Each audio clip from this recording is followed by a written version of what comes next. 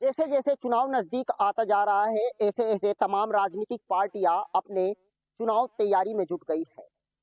इन दिनों पश्चिम उत्तर प्रदेश का सियासी गढ़ कहे जाने वाली बागपत की लोकसभा सीट पर सभी की नजर टिकी रहती है, क्योंकि बागपत की लोकसभा सीट सबसे अहम इनमें मानी जाती है, क्योंकि इसे स्वर्गीय चौधरी चरण सिंह जी की कर्म भूमि कहा जाता है। क्योंकि पिछली लोकसभा चुनाव में यहां से जयंत चौधरी डॉक्टर सत्यपाल सिंह से चुनाव हार गए थे और अब अपनी चुनावी सीट जो है, अपना गढ़ बचाने के लिए तमाम रणनीति उन्होंने तैयारी कर रखी है। क्योंकि 12 फरवरी को यहाँ पर अपने पिता की मूर्ति का अनावरण करने के लिए 12 फरवरी को जयंत चौधरी यहाँ पर आएंगे और वहां पर चुनाव की तमाम रणनीतियां तय करेंगे। हमारे साथ में इन बातों को जानने के लिए खेलकूद प्रकोष्ठ के राष्ट्रीय महासचिव डॉक्टर संजीव आर्य मौजूद हैं। उन्हीं से जानेंगे कि लोकसभा चुनाव नजदीक है और जयंत चौधरी जो है 12 फरवरी को छपरौली आ रहे हैं और छपरौली जो है राष्ट्रीय लोकदल का गढ़ है।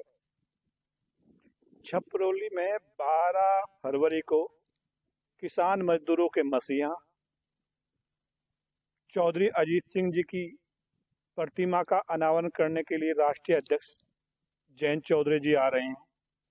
इसी क्रम में वहीं पे एक सभा भी होगी और लोकसभा चुनाव के लिए तो राष्ट्रीय लोकदल के कार्यकर्ताओं ने अपना कमर कस ली है और सब कार्यकर्ता लोकसभा चुनाव के लिए तैयार हैं और पूरी तैयारी चल रही है।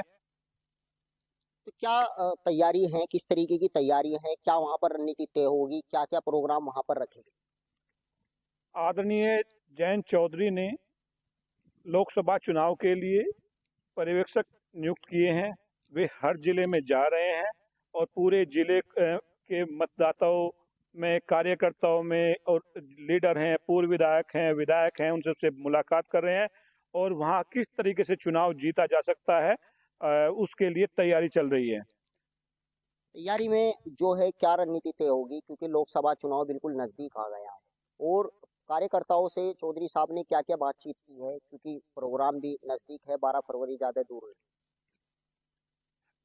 लोकसभा चुनाव के लिए चौधरी साहब ने और जिले स्तर पर भी और जिले में भी कई सेक्टर लेवल बनाए गए हैं। सेक्टर में डिवाइड किया गया जिले को।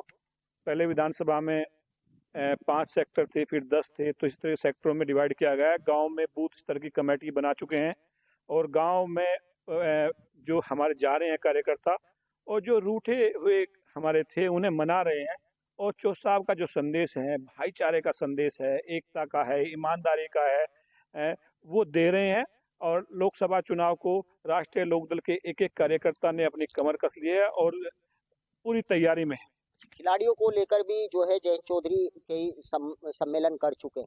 क्या लगता है कि लोकसभा चुनाव में खिलाड़ियों को भी साथ लेकर चलेंगे, क्योंकि आप खेल से जुड़े? बागपत के अलावा 7 सीटों पर राष्ट्रीय लोकदल मजबूती से चुनाव लड़ेगा और राष्ट्रीय लोकदल जो पार्टी है वो गरीबों की, दबे कुचलों की, किसानों की, मजदूरों की, सबकी पार्टी है।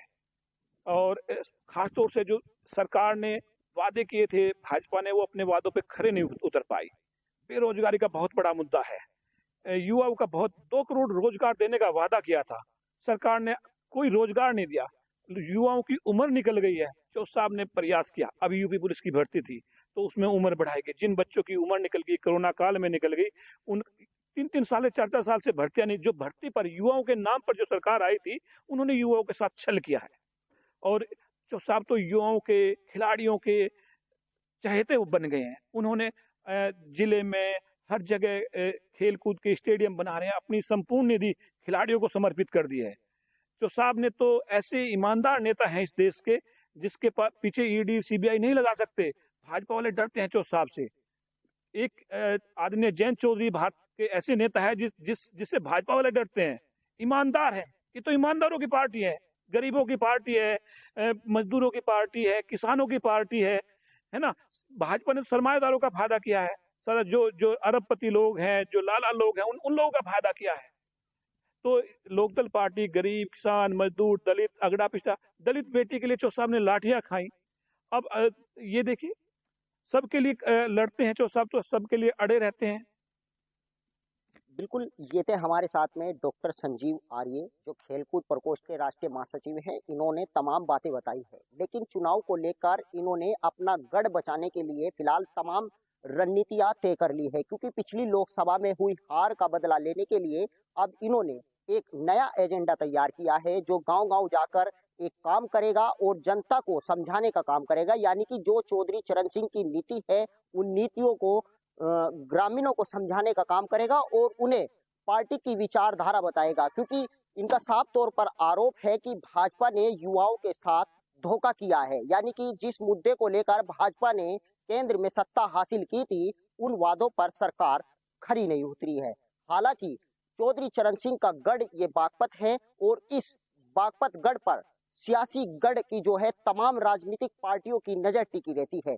अब ये तो देखने वाली बात होगी कि इस लोकसभा सीट पर इस बार कौन चुनाव मैदान में आने वाला है, लेकिन इसमें तमाम रणनीति जो है पार्टी ने अपनी तमाम तैयारियां कर रखी हैं और 12 फरवरी को जयंत चौधरी यहां पर आएंगे और यहां से अपना चुनावी बिगुल बजाएंगे और जनता को संबोधित कर कर यहां पर क्या चुनावी संदेश देंगे और क्या उनके मुद्दे होंगे, वो 12 फरवरी को साफ हो जाएगा।